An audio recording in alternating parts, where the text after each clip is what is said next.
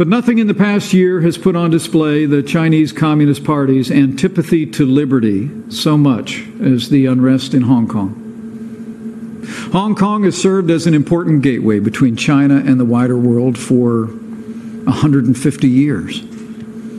Hong Kong is one of the freest economies in the world, with strong, independent legal institutions and a lively free press, and it's home to hundreds of thousands of foreign residents. Hong Kong is a living example of what can happen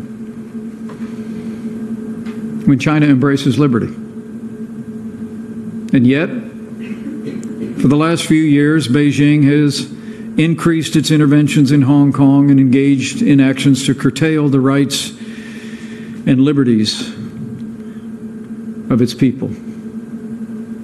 Rights and liberties that were guaranteed through a binding international agreement of one country, two systems.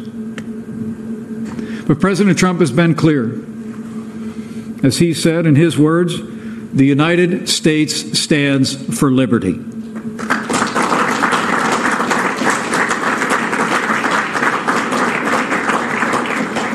We respect the sovereignty of nations. But America also expects Beijing to honor its commitments.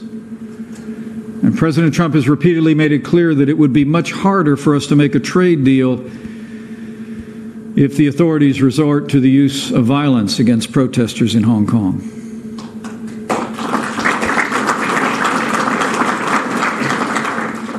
Since then, I'm pleased to observe that Hong Kong authorities have withdrawn the extradition bill that sparked the protests in the first place, and Beijing has shown some restraint.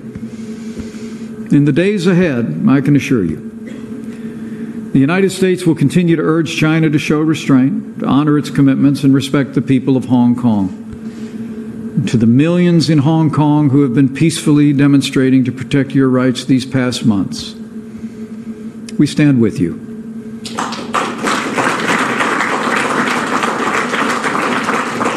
We are inspired by you, and we urge you to stay on the path of nonviolent protest.